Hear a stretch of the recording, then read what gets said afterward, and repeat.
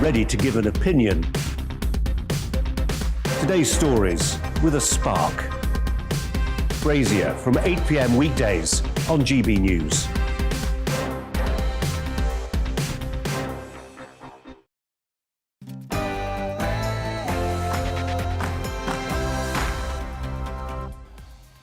Welcome to a new week of On the Money, your daily weekday dose of economics, business and consumer news. I'm Liam Halligan, and for the next hour, we'll be discussing the possible scaling back of the government's previously announced development of our rail network across the North and Midlands. Plus, we talk with a culinary legend about the restaurant business. But first, it's the GB News headlines with Rosie Wright.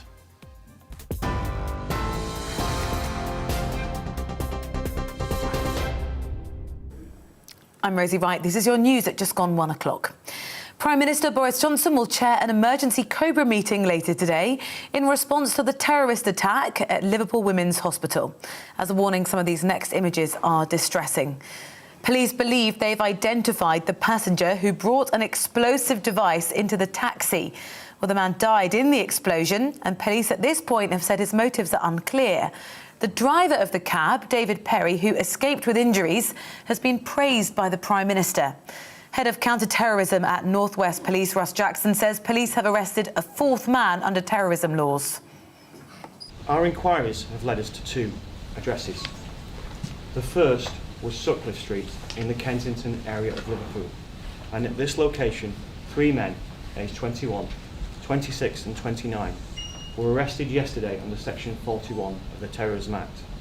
Again in the Kensington area, a further man, aged 20, was arrested under Section 41 of the Terrorism Act. The COVID-19 vaccine booster programme has been extended to the over 40s. The Joint Committee on Vaccination and Immunisation say all adults over the age of 40 should be offered a booster 6 months after their second dose. 16 and 17-year-olds are also being encouraged to come forward for second Pfizer jabs.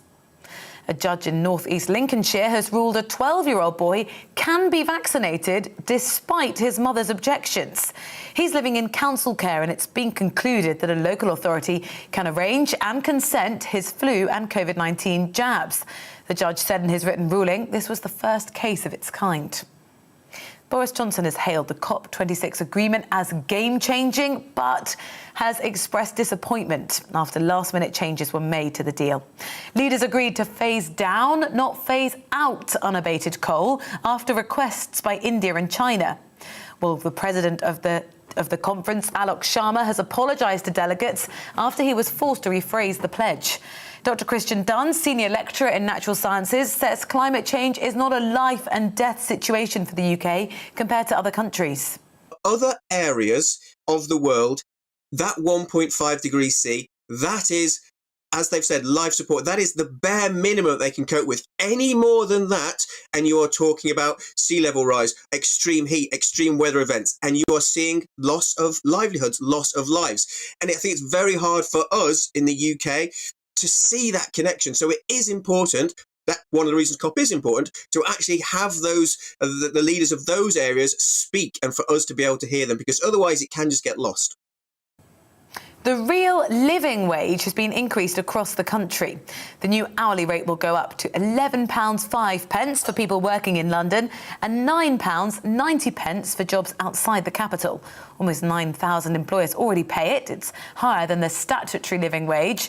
It's going to impact more than 300,000 workers. Austria is putting its unvaccinated people into lockdown in an effort to try to slow the spread of coronavirus in the country. Anyone aged 12 and over who hasn't had the jab is now banned from leaving their homes except for work, food shopping, exercising or going to get the vaccine. The measures are now in force and they'll last for at least 10 days. It's estimated to affect around 2 million people. People in Wales will now have to show NHS COVID passes to go to the cinema, theatre or a concert hall. The extension of the COVID pass in the country comes in response to the high levels of the virus detected. The Welsh Government say people are also being encouraged to work from home to help bring coronavirus under control. The scheme is effective as of today. Several children have been taken to hospital after a ceiling collapse at a South London school. London Fire Brigade say 3 fire engines and around 20 firefighters were called to the school in Thurlow Park Road in Dulwich. Heathrow will be cut off from rail and tube networks on Boxing Day. Network Rail and Transport for London will be conducting engineering work on the lines serving the airport. Services normally operate to and from Heathrow on Boxing Day, which is one of the airport's busiest days of the year. Talking of Christmas, turkey is still on the menu. Poultry bosses say there will definitely be enough ahead of the festive season. The British Poultry Council say staffing pressures have been eased due to more visas being issued to foreign workers. They've confirmed producers have managed to recruit some seasonal EU workers who have settled status in the UK. You are right up to date. I'll bring you the latest headlines in half an hour. For now, on the money.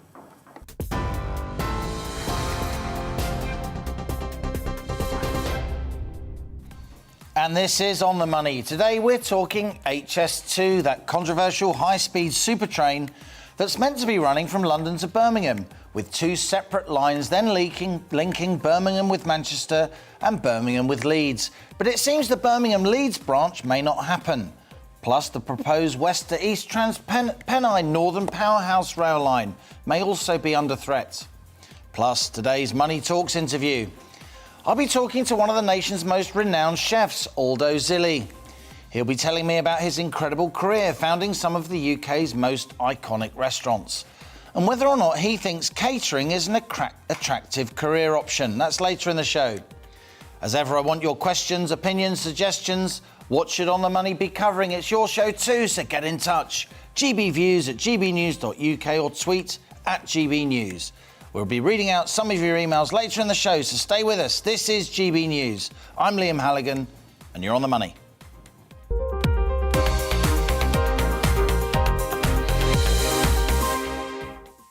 Now, before we get into that discussion, let's bring you first the latest on the situation in Liverpool. 3 men have been under arrest under the Terrorism Act after a car exploded outside a hospital in Liverpool yesterday. Of course, our GB News Home and Security Editor Mark White has sent us this report. It's just before 11 a.m. on Remembrance Sunday. As the nation pauses to remember its war dead, this security camera captures the moment a taxi pulls up at the front of Liverpool Women's Hospital. Moments later, an explosion. As smoke pours from the taxi, the driver, David Perry, can be seen staggering from the vehicle, thankfully with only minor injuries. In the back of the cab, as it's engulfed in flames, a man who police now believe was a bomber, who brought his explosive device into the taxi. It's not clear what any intended target was, but police say he asked the driver to take him to the women's hospital. A memorial service was also taking place nearby. The explosion has now been formally declared a terrorist incident. Following discussions with Army Ordnance Disposal, we are able to confirm that this is being treated as the ignition of an explosive device.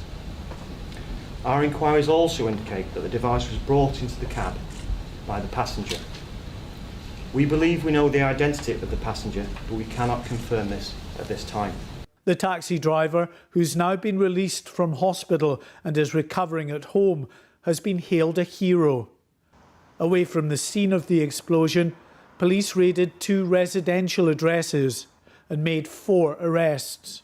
Those arrested under the Terrorism Act are still in police custody today, being questioned by counter-terrorism detectives who are trying to piece together information about the suspect and his movements prior to the explosion.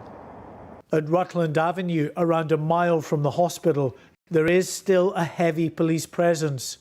A mobile police command unit has been set up at the end of the street as a property linked to the dead suspect is searched. Neighbours told us of their shock at the unfolding events. You don't really see stuff around here like that. I think it's a bit mad wherever you live, you see things like this, isn't it? We don't really know what's going on. Yeah, it's a bit clueless. Even the police just said they don't really know what's going on. Well, the other police at that side said there was a manhunt. Police and security services are now urgently trying to establish whether there is any wider threat to the public. They've said they've discovered significant items at the Rutland Avenue address and are likely to be involved in a prolonged search of that property. Mark White, GB News, Liverpool.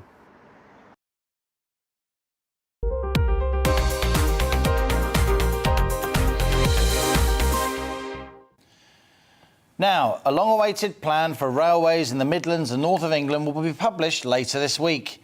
It looks certain that the eastern extension of HS2 from Birmingham to Leeds will hit the buffers.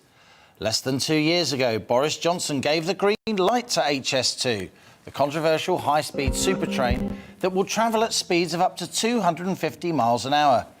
HS2 is set to be Europe's largest infrastructure project, but the original £30 billion price tag has since ballooned to over £100 billion.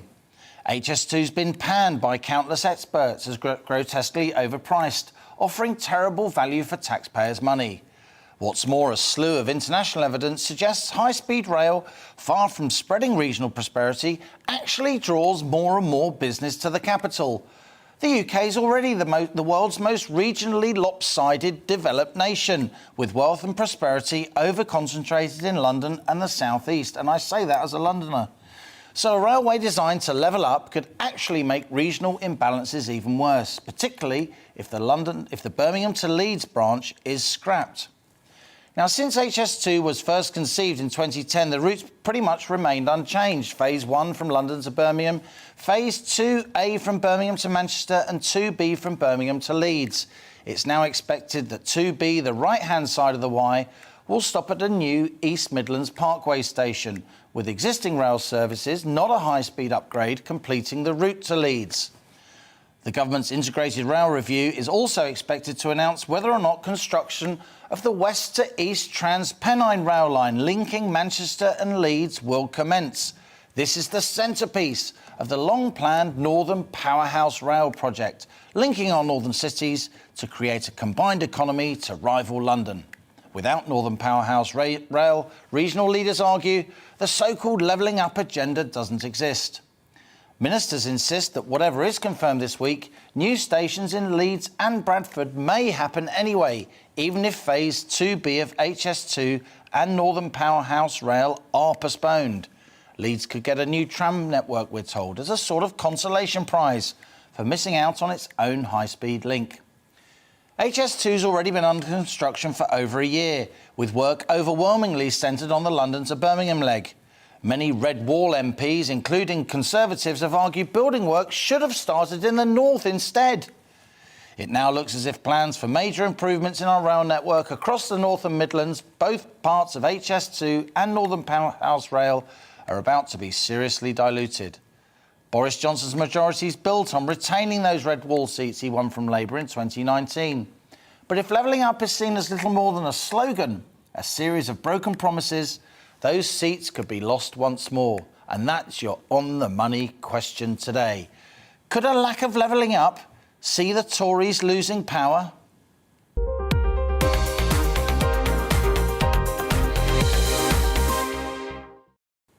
As always here on The Money, we have in-depth conversations with people who really know their stuff, and today is no different. Let's start with Conservative MP Kevin Hollyrake. He joins us. He represents Thirsk and Malton in North Yorkshire. We also have in the studio, friends of the show, Helen Thomas, also known as Mrs. Blonde Money, and also our very own Gordon Gecko, Justin Urquhart-Stewart. Kevin, let's start with you. You're obviously a Conservative MP. You've campaigned repeatedly for HS2. I've been listening to some of your speeches in the Commons over the years and reading Hansard and so on. How disappointed will you be if, as we now expect, that 2B phase of HS2 from Birmingham to Leeds doesn't go ahead in full as we previously thought? Well, I would be disappointed, very disappointed. I think clearly this is taxpayers' money, so we've got to look and make sure that money is spent wisely. And if there are better and cheaper ways of connecting the cities of the north to the cities of the Midlands and other areas, then we should look at those things. But if this is a downgrading of that ambition, connectivity, we know connectivity is a vital component of economic activity, and the north has been underinvested in. Anybody who travels, particularly east-west, you can see that you've got train carriages that are rattling around that take ages to go from the cities. Bradford to Manchester is a classic example. It's nearly 50 minutes, that journey, for a very short journey of about 20, 30 miles. So we need investment right across the north and to connect the north to other parts of the country. Of course, you'll look at the cost of that. It's taxpayers' money. but we've got to look at this as a long-term investment. There's a huge disparity between the economic output of the north east, particularly compared to London and the southeast. The gap between those two things is as large as the gap was between East and West Germany prior to reunification. It took decades and $2 trillion to bring those to bring those two economies to something approaching equality. So we've got to do this, prepare for the same across the North and the Midlands. It's got to be ambitious. It's got to be long term. If we've overpromised and underperform here, we'll have done exactly what governments for decades have done, and that would be a huge mistake. Helen Thomas, you know the Conservative Party well. You used to work for George Osborne, of course, former Chancellor of the Exchequer. You know that sometimes governments have to make very, very difficult decisions. But I think while a lot of Tory backbenchers didn't want HS2, they thought the money could be better spent doing upgrades to the rail network elsewhere. If you don't have the sort of Birmingham to Leeds bit, it's almost as if the best part of HS2, the most powerful part of the levelling up aspect of the project, is lost. Well, I think the thing that we're picking up on your introduction that is key was you said the phrase consolation prize. Now, seems to be what we're getting, not just on this, but time and again with this government, which is, you know, let's try and square off cost versus trying to please as many people as possible. And in the end, they end up overspending anyway and not pleasing anybody, which is actually, frankly, bad politics, let alone anything else. So, you know, I think what you're seeing here is, yes, yet another decision where, you know, Boris has bottled it, really, and leaving himself, I believe, open to justifiable criticism that you're picking up on today. Let's turn to Lord Tony Barkley, very experienced, used to run the National Freight Association, of course. Tony, you're a Labour peer.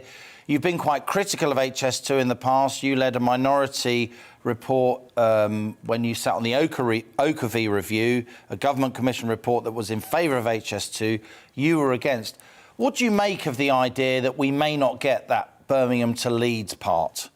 I think the most important thing is to connect east-west in the north and in the Midlands, and Birmingham to Derby, Nottingham, and Liverpool, Manchester, Leeds, Hull. That's Northern Powerhouse. Northern Power is the most important. Yeah. And the problem with HS2 is that they think getting to London's the most important thing, and they're going to build a great big terminal station at Manchester, whereas the Mayor of Manchester, quite rightly, wants a through train so you can get from Liverpool to Leeds or anywhere in between. Yeah. Tunnelling underneath the city. Tunnelling underneath it, and there's many benefits for that. The key is to have it so that people can move around the area more quickly, more cheaply, and more environmentally friendly, because getting to London actually is something you do once a week, maybe. What's the point of commuting to London from Manchester? And so I think this is a really good alternative, if it happens, to leave the routes to London as they are, which are perfectly good, and try and turn the commuting areas of the North and the Midlands to be as good as the commuting areas around London. I think that's the key. Better links, Justin, as Lord Barkley says, into and between our northern cities, rather than taking 20 minutes off London to Birmingham. Right the way back when it was first started, basic economics, you take the conurbations, you link conurbations together, you get greater economies of scale. That's not a difficult one to try and answer. The more you connect, as you were just saying, down to London, London sucks. It sucks out the value south. It does not push it back upwards. We've known that for a long time. And this is all about capacity on those northern routes, take it up to the north, but build high speed across from Liverpool to Hull, right the way through. Instead, we've got the Trans-Pennine Express, which is a bit of a joke, to say the least, really. It's very slow, isn't it? And very irregular. Well, look, a Department of Transport spokesman said, work is continuing on the integrated rail plan. We will publish it shortly and do not comment on speculation. I think it's pretty clear to everybody, though, that 2B London, Birmingham to Leeds branch will not go ahead as we thought it would. There may be some kind of consolation prize. We'll come back to this after the break with our excellent panellists. We're discussing whether or not levelling up staying as a slogan could cost the Tories power in light of this announcement we expect on HS2 and Northern Powerhouse Rail later this week. You're watching On the Money with Liam Halligan. Stay with us. It's time to remind ourselves there's always another winter. Canary Islands sponsors the weather. Hello again. For many of us, a fairly glum Monday with lots of cloud around, but not a lot of rain, and the winds are fairly light, which did allow some fog patches to form through the night. Still pretty misty and murky out there at the moment. High pressure is trying to build in, and this set of weather fronts are lying across the country. So if you're stuck under these for parts of northwest England, north and west Wales, it will be a fairly damp afternoon. The rain is fizzling out, but nevertheless, rain and drizzle on and off along this stripe through the country. To the north of it, brighter skies for Scotland, Northern Ireland, some sunshine, but it is quite windy in the far northwest. Lighter winds further south, a slither of brightness, maybe some sunny spells from Lincolnshire across into the Midlands.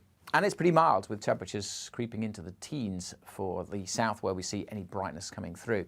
Now, that zone of damp weather, that weak weather front, weakens further overnight. Just really an area of cloud slipping into South Wales and the Midlands. Some mist and fog is possible, but it's going to be too windy for that across northern Scotland. Very gusty conditions here through the early hours with some showers. But most will be dry, and where we've got clearer skies, it will turn quite chilly. Temperatures well down into single figures. On to tomorrow, and certainly for most of England and Wales, another dry day, if predominantly cloudy day with some mist and fog. There will be some wet weather, though, pushing into western Scotland initially. A line of rain then moves across Northern Ireland through the middle of the day, and that rain slips through the central belt into southern Scotland to end the day. Further south, most places dry, still pretty mild, lots of cloud, but again, a bit of brightness. Could see those temperatures up to 13 Celsius. Through Tuesday evening, it stays very blustery in the northwest with showers packing in here. They may even turn a little wintry over the hills at times here, but elsewhere staying fairly mild. And that's how we go through the rest of the week. Wednesday looks like being largely dry and bright with some good spells of sunshine. A few showers in the northwest, mostly cloudy on Thursday and Friday, and staying pretty mild. Canary Islands sponsors the weather.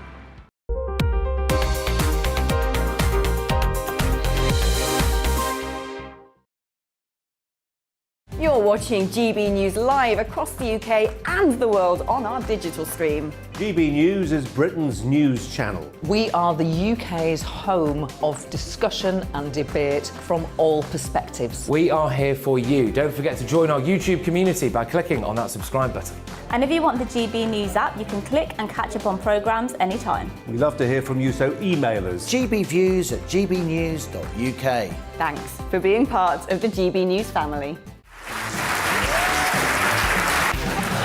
My name is Andrew Doyle. Join me every Sunday evening at 7 p.m. for Free Speech Nation. This is a show where we address current affairs and news stories of the week with the help of two wonderful comedian panellists. I brought in comics because I want to give it a lighter edge, and also they work for less. See you there.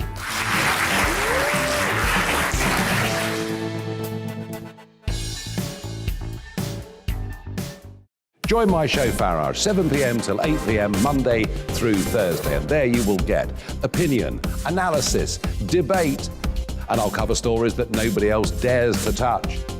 And then for the last 15 minutes, talking pints. We're over a drink. We have a civilised conversation with someone. We very often disagree, but we do it in a grown-up way. Come and join me on Farage.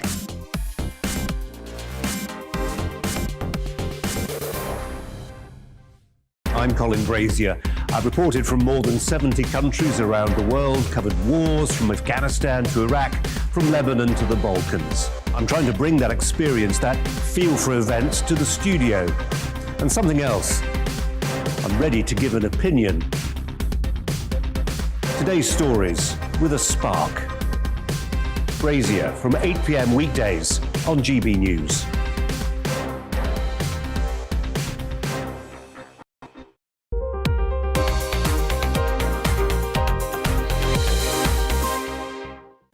Welcome back, you're on the money. We're continuing our conversation on the long-awaited Northern Powerhouse Rail Line, and plans for railways in the Midlands and the north of England will be published by the government later this week. And we're asking, amid speculation the plans will be diluted, could a lack of levelling up see the Tories lose power? Now, in the last few minutes, Number 10 obviously watches On the Money. Downing Street has said Boris Johnson remains committed to improving rail links in the Midlands and the north of England. The Prime Minister's spokesman refused to be drawn on reports that ambitious plans for Northern Powerhouse Rail are due to be scaled back ahead of publication later this week of the government's integrated rail plan. Well, we shall see. I'm still with my excellent guest. Let's go back to Conservative MP Kevin Hollinrake. Kevin, you were born and bred in Yorkshire. You proudly represent a Yorkshire constituency. If indeed these plans are diluted and the high-speed link doesn't make it to Leeds, which I believe is our 5th city, a major conurbation, how will that go down? Well, not well, but I think the most important links, as Lord Barkley and Justin Urquhart has said, was the east-west links. I think they're absolutely vital. Northern Powerhouse Rail, we call it. And this is supposed to connect Liverpool to Manchester, to Bradford, crucially, to Leeds, to Hull, and then on to York and other places. Those are the most important investment we can make. If that's scaled back too, that would be a tremendous disappointment and a massive missed economic opportunity. Because this agglomeration effect, it's called, connecting all the cities together is vital to a rebalance of our economy, to those prosperity coming to those areas, which would have a long-term benefit for the country and for the Exchequer, of course, in terms of long-term tax receipts you'd see from an improved economy across the north. I would be very, very disappointed if there's a scaling back of those ambitions. Helen, on the Tory backbenches, there's a lot of so-called red wall Tory MPs. Obviously, Kevin's been in the House for some time, but new Tory MPs who've won seats in the North and the Midlands for the Tories for the first time in living memory or even ever. At what point do you think they will start getting really restless and speaking out against their own government in order to save their seats? I think we will see more and more of that for sure, because at the end of the day, an MP, it's all about their voters, the tick in the box that happens on that day for them. So I think you're right. I'd like to pick up on what Kevin said there about a missed economic opportunity. I think that is absolutely the key. We're having this discussion. We feel like we're always having these discussions about these long-term plans. What has happened in the last 18 months means we can do more. I know we've spent all this money, but, let's spend more to grow more. That's what we were hearing there from Kevin Hollinrake. And I think the economists amongst us know you can spend to produce growth, and therefore the bill can be paid. But you've got to select where and how you're going to do that. And what appears all the time here is that there's sort of a Rishi Sunak spreadsheet where you have to match this, that and the other off against something, try and balance those red wall voters, and you just end up with a compromise that, frankly, pleases no one. Lord Tony Barkley, we had Henry Murison on GB News earlier on Gloria De Pera's show. Of course, Henry's the head of the Northern Powerhouse Partnership, the main lobby group for Northern Powerhouse Rail. He talks all the time about exactly that cost-benefit analysis that Helen Thomas just raised. If you invest in Northern Powerhouse Rail, you get huge bang for your buck. All the independent studies show you get massive returns on taxpayer investment, far more than you get on HS2. I mean, could it really be that Northern Powerhouse Rail may not happen? What are you hearing? Well, the statement from number 10 you showed just now indicated we're going to improve the rail network in the north and in the Midlands. And if they're true to those words, that doesn't just mean high speed or higher speed across from Liverpool to Manchester, Leeds and Hull, and maybe Newcastle or whatever you want. But it means linking in all the other towns and cities in those areas in an integrated way. And that can only be done with one line going across, but lots of other ones feeding in. Now, and the same applies to Birmingham Derby. Now, if that's done, the government will be delivering what number 10 said it was going to deliver, and I think people will be very happy. What they don't need to do is to get to London half an hour quicker. And they don't even need, really, to get from Leeds to Derby, say, half an hour quicker. I mean, you might want to, but it's a difficult line there, so I think they should stick to these regions, and then the Northern Powerhouse Rail should be very happy. Justin, you will know, as a business person, This 2B, Birmingham to Leeds, it's been on the cards for forever, and very few people doubted it would possibly not happen. There will have been loads of businesses set up, loads of deals done, land changing hands, housing being built in anticipation of that line that's now not there. Certainly there's been a lot of anticipation in terms of land. You see some land changes already. But although that's the case, you've seen other people saying, actually, I don't trust any of this. Britain's not very good at these sort of things, and therefore I'm holding off investment. Yeah. That's just as bad for you. That's bad for the country. There's another issue here. We're talking about, there is the Northern Powerhouse saying they're having trouble getting this through. We should be financing this regionally anyway, enabling those areas. There's no shortage of money.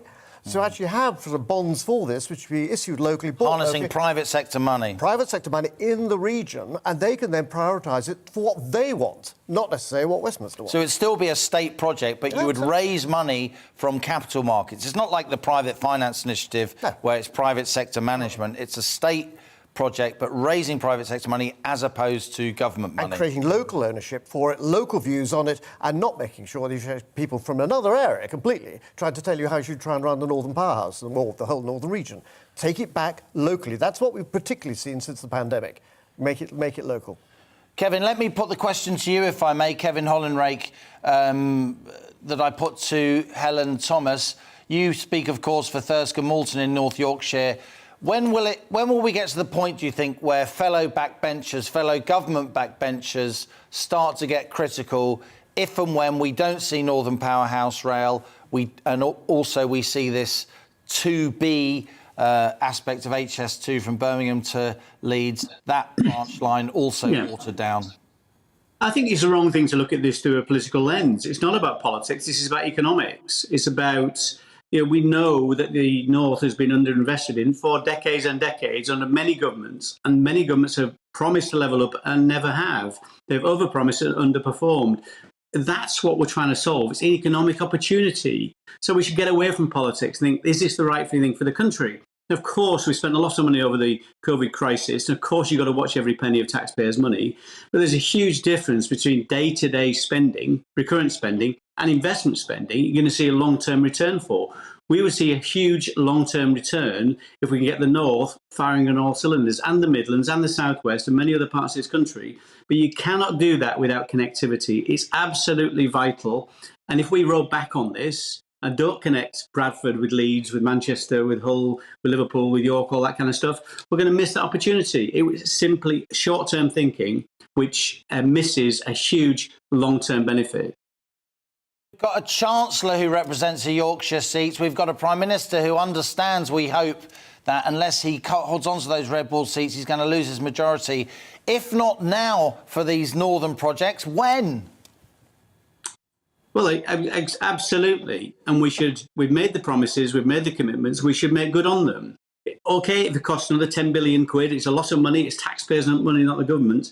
But nevertheless, the government should be able to see and can see there's a long-term economic benefit from this, which will be repaid many, many times over.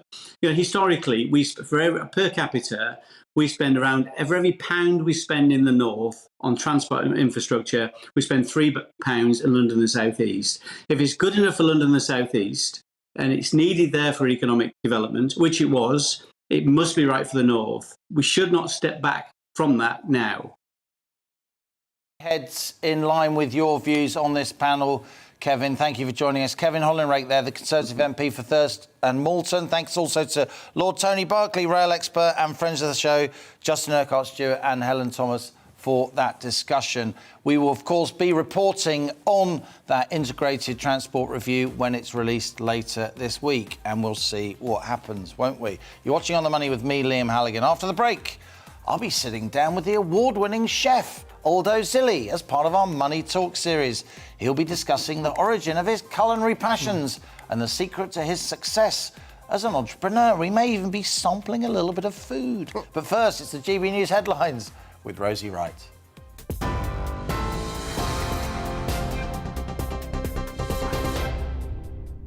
It's gone 1:30. Let's get you up to date. Prime Minister Boris Johnson will chair an emergency COBRA meeting later today in response to the terrorist attack at Liverpool Women's Hospital. Police have now arrested a fourth man under terrorism laws. As a warning, some of these next images are distressing. Officers say they believe they've identified the passenger who brought an explosive device into the cab. Well, the passenger died in the explosion. Police have said at this point his motives are unclear. The driver of the taxi, David Perry, who escaped with injuries, has been praised by the Prime Minister for acting with incredible presence of mind and bravery. The COVID-19 vaccine booster programme has been extended to the over 40s. The Joint Committee on Vaccination and Immunisation say all adults over the age of 40 should be offered a booster 6 months after their second dose. 16 and 17-year-olds are also being encouraged to come forward for second Pfizer jabs. Austria is putting its unvaccinated people into lockdown in an effort to try to slow the spread of coronavirus. Anyone over the age of 12 who hasn't had the jab is now banned from leaving home, apart from for working, shopping, going for a walk or going to get the vaccine. It's estimated to impact around 2 million people. Several children have been taken to hospital after a ceiling collapse at a South London school. London Fire Brigade say 3 fire engines and around 20 firefighters were called to the school in Thurlow Park Road in Dulwich. The real living wage has been increased across the country. The new hourly rate will go up to £11.05 for those with jobs in London and £9.90 outside the capital. Almost 9,000 employers already pay it, which is higher than the statutory living wage. This will have an impact on more than 300,000 workers. Turkey is still on the menu this Christmas as poultry bosses say there will definitely be enough for the festive season. The British Poultry Council say staffing pressures have eased due to more visas being issued to foreign workers. You're up to date. I'll have more for you on all of today's top stories at 2 o'clock.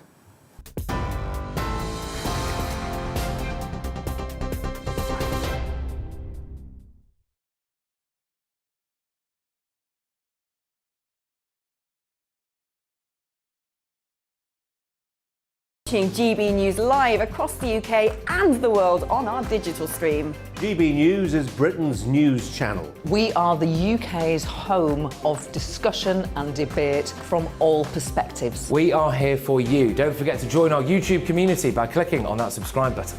And if you want the GB News app, you can click and catch up on programmes anytime. We love to hear from you, so email us. gbviews@gbnews.uk. Thanks for being part of the GB News family. My name is Andrew Doyle. Sunday evening at 7 p.m. for Free Speech Nation. This is a show where we address current affairs and news stories of the week with the help of 2 wonderful comedian panellists. I brought in comics because I want to give it a lighter edge, and also they work for less. See you there.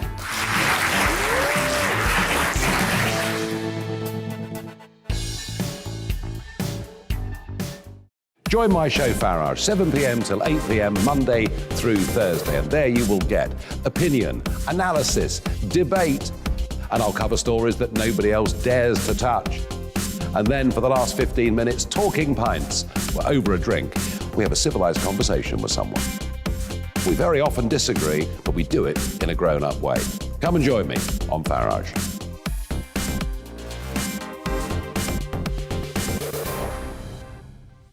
I'm Colin Brazier. I've reported from more than 70 countries around the world, covered wars from Afghanistan to Iraq, from Lebanon to the Balkans. I'm trying to bring that experience, that feel for events, to the studio. And something else, I'm ready to give an opinion. Today's stories with a spark. Brazier from 8 p.m. weekdays on GB News.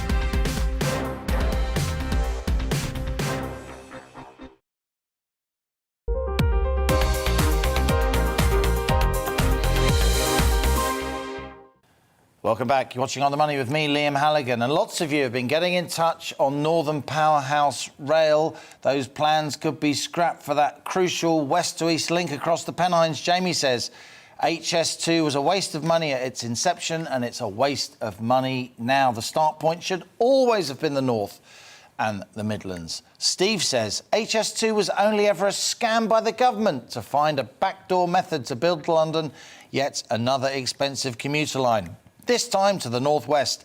The government's latest failure is rebuilding Labour's red wall for them. Alex emailed us to say it's hard to see how even a fully completed HS2 to Leeds really achieves levelling up. What the North and the UK need to promote overall UK economic growth is Northern Powerhouse Rail. Couldn't agree more. Keep your emails coming. Tell me what you want to be discussed on this show. On the Money is your show too. And talking of which, it's time now for my daily in-depth interview series. Here it is. It's Money Talks.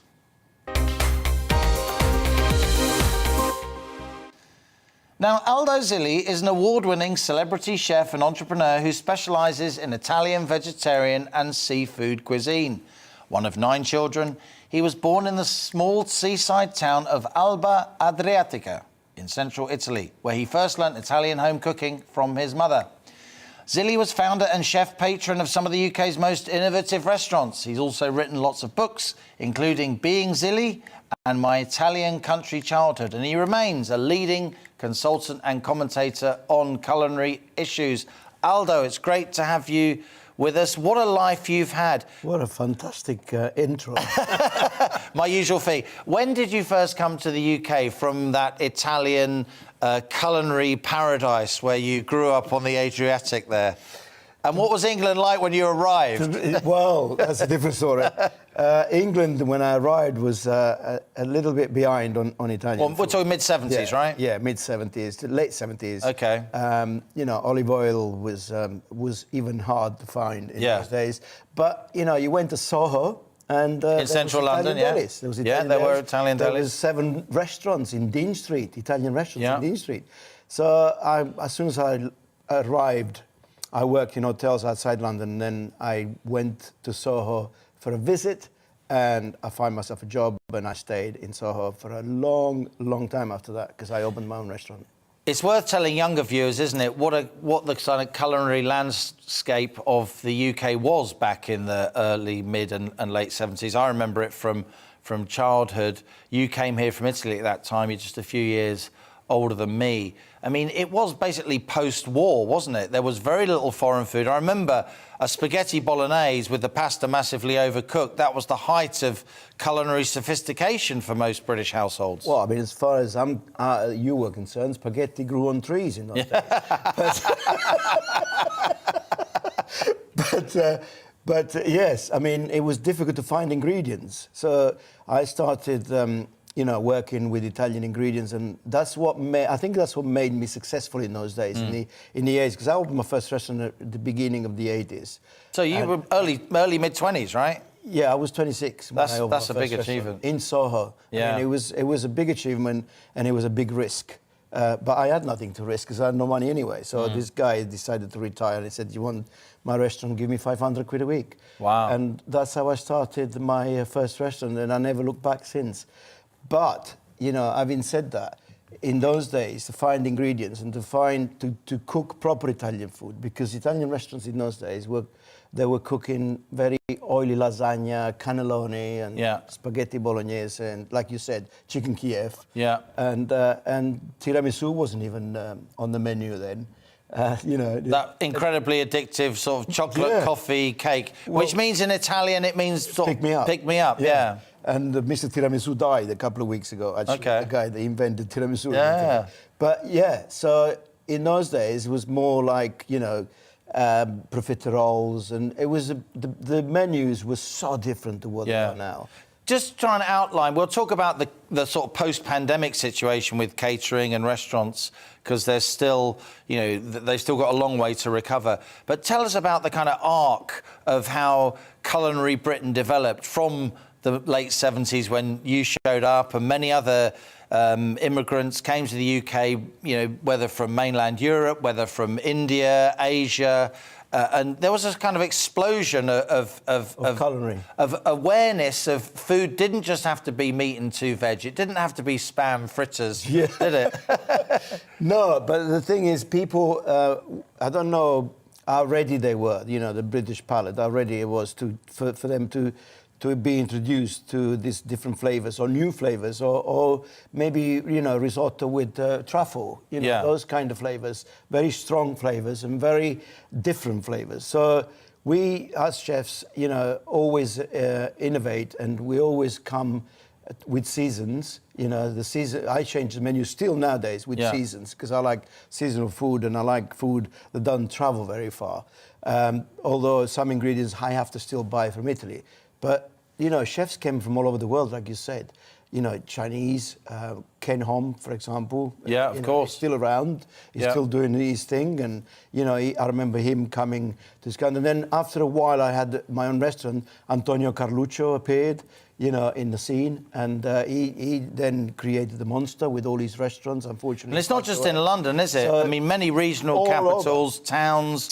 Obviously, most small towns in the UK, they have Chinese and Indian food, and they have for a long time. But this outreach of other kinds of foods, Thai food, Italian food, French food, obviously, it's really been incredible. Well, it's been incredible, and it's carrying on. You know, I mean, in London, where it lands first, it seems, you know, people come from all over the world and bring new concepts. And the concept now, if you haven't got a right concept, don't bother opening a restaurant. Aldo, what was it about you that made you get on the boat and come to the UK? It was a long way from where you grew up. You're not from a wealthy background at all. You were very ambitious. You were very driven. I'm sure you started out washing pots and... I was hungry. And you know, chopping up vegetables and all the worst jobs. How were you able to make that leap to say, right, I'm going to borrow the money, I'm going to put everything on the line, I'm going to open my own restaurant, no one's going to stop me? Well, I was working... I always worked since a teenager. So you had that work ethic? I left school early because my dad said, this is not a hotel. You have to pay to live here. A bit of tough love from the old man. Yeah, and to buy your own books if you want to go to school. Yeah. So, you know, we always worked, seven boys and one girl. Wow. I'm the youngest of 9. Yeah. And I was hungry. I feel sorry for her boyfriends. She left home early. She went and had 8 children herself. But she passed away last year. So you came from the background, there was some tough love from your dad, and he said you have to stand on your own 2 feet. Your mother was introducing you to this astonishing cuisine. You were watching her cook. But still, there would have been a lot of young Italian lads in London with respect like that in the mid and late 70s. What made you different? What made you different? I was always creative and I was always ambitious to do my own thing. I never copied anyone. Still nowadays, if I want to write a cookery book, which I'm in the middle of, I never go and look at a bookshop with Italian cookery books because I don't want to be copying anybody. I want to always be original. In those days, when I first came to this country, I could see an opening because I could see how bad Italian food was in those days. And I thought maybe I could improve this. Maybe I could open a restaurant and get celebrities in and get people to travel in, you know, because my flavors were so good. So I did, and I opened the restaurant in Dean Street, and needless to say, you know, all the A-listers start turning up. You know, we had Freddie Mercury, George Michael, Madonna. We had everybody coming to that restaurant. And then I started pinching myself because I thought, what am I, you know, I'm 26, 27 years old, and I've got all these people. And then, of course, the Maltese Mafia was around. So I had to pay them as well. So I was paying £500 a week to the owner of the restaurant and £500 a week to the Mafia. I mean, I was going to ask you, mate, you've led me perfectly not into a question on the business environment in the UK back then. It was a high-tax environment. There was quite a lot of so-called graft in central London. You must have been pretty resilient in order to get through all that. But did you find the broader business environment quite good? Say, is it easier to set up a restaurant in the UK than, say, in Italy? For me, it was because the thing is, you know, as you can hear, I speak English like a South Londoner. I don't speak English like an Italian. And learning English was the first thing I did. Yeah, you've done a great job. It's beautiful. I came to this country and I thought I have to learn this language because language for me was everything. So I learned the language, and then I thought now I can go to work and do it properly. With the language comes the sense of humour, comes the business side of it, and you start understanding what can be done and what you can do to improve, you know, the things that are already done. So that's what I did, and I wanted to make the best coffee. I wanted to make the best pasta. I wanted to make the best ice cream, And I did that, and I did it for years and years and years. You know, I did it for 35 years. Talking of which, you've brought some food in here. Well, this is just from Aldo Zilli, where we're doing. So what's these? These are courgette flowers, stuffed courgette flowers. Can I have one of which those? I made in season, then froze them, Look and at that now I fried them for you. Stuffed courgette flowers. This is a little pasta alla norma here with some aubergine and ricotta cheese. You know what's amazing about that? It isn't greasy. It's tasty, but it isn't greasy, even though it's light. Yeah. It's light as well. The butter's really light. God, wonderful flavours. And this is a bit of surf and turf here with some guanciale, which is a pork cheek with prawns. Amazing. So that's a really good dish. And you know what we're doing at the moment. It's the pandemic. For me, I think I'm one of the success stories in the pandemic, you know, because me and my wife just had this amazing idea of using our property properly and using our home kitchen and start doing takeaways and deliveries. Good for you. And now it's turned into a monster because now I can't stop because we've got the big garden, so we put igloos in the garden and people book and for experiences. So Surrey has become, the Aldo Zilli, culinary experience. But you're always going to love physical restaurants, aren't you? The kind of the hospitality aspect of a physical restaurant. You're famous for being very much in and among your guests.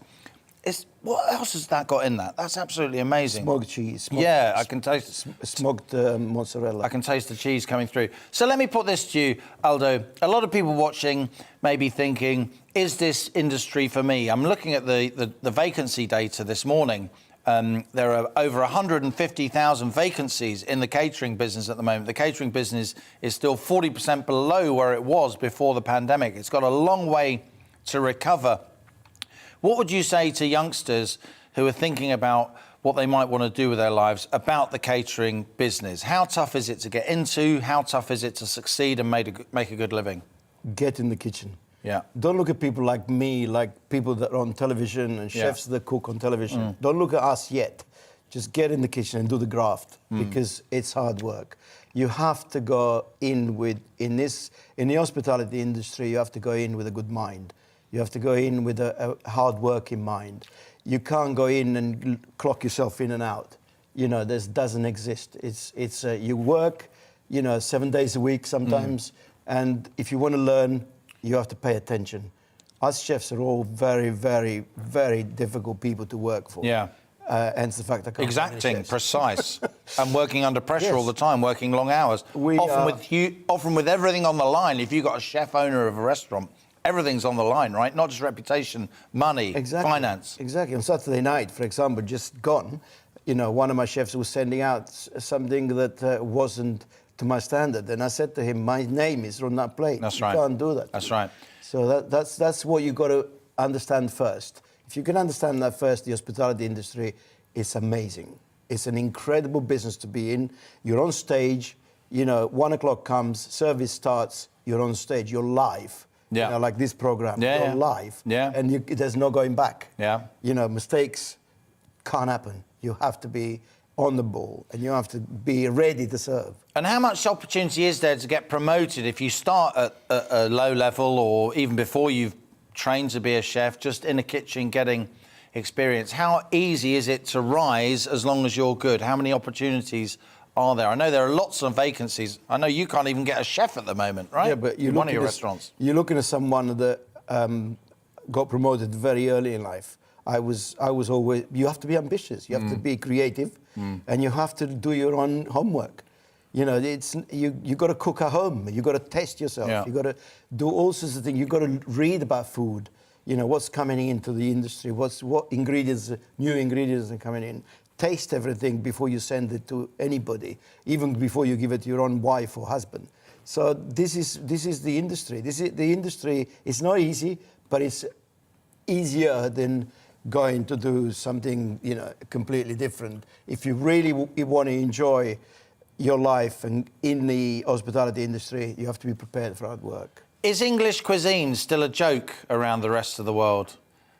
I mean, actual English food. What do you think of English food? What do you think of sort of roast lamb? And what do you think of our puddings? And be kind, be gentle.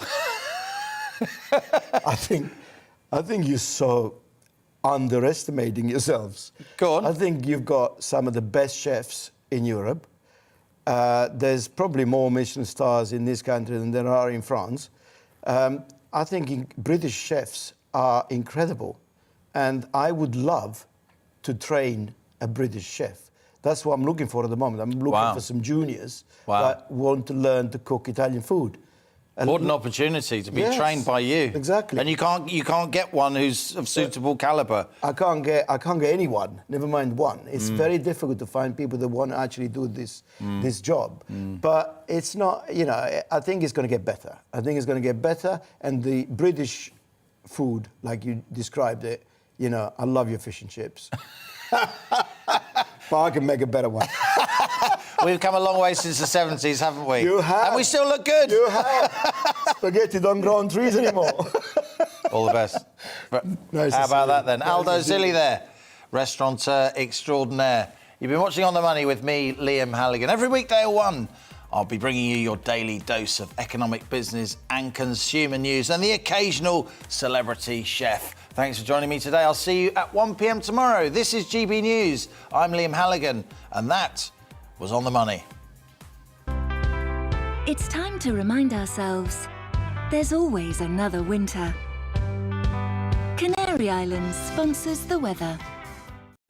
Hello again. For many of us, a fairly glum Monday with lots of cloud around, but not a lot of rain, and the winds are fairly light, which did allow some fog patches to form through the night. Still pretty misty and murky out there at the moment. High pressure is trying to build in, and this set of weather fronts are lying across the country. So if you're stuck under these for parts of northwest England, north and west Wales, it will be a fairly damp afternoon. The rain is fizzling out, but nevertheless, rain and drizzle on and off along this stripe through the country. To the north of it, brighter skies for Scotland, Northern Ireland, some sunshine, but it is quite windy in the far northwest. Lighter winds further south, a slither of brightness, maybe some sunny spells from Lincolnshire across into the Midlands. And it's pretty mild, with temperatures creeping into the teens for the south, where we see any brightness coming through. Now, that zone of damp weather, that weak weather front, weakens further overnight. Just really an area of cloud slipping into South Wales and the Midlands. Some mist and fog is possible, but it's going to be too windy for that across northern Scotland. Very gusty conditions here through the early hours with some showers. But most will be dry, and where we've got clearer skies, it will turn quite chilly. Temperatures well down into single figures. On to tomorrow, and certainly for most of England and Wales, another dry day, if predominantly cloudy day with some mist and fog. There will be some wet weather, though, pushing into western Scotland initially. A line of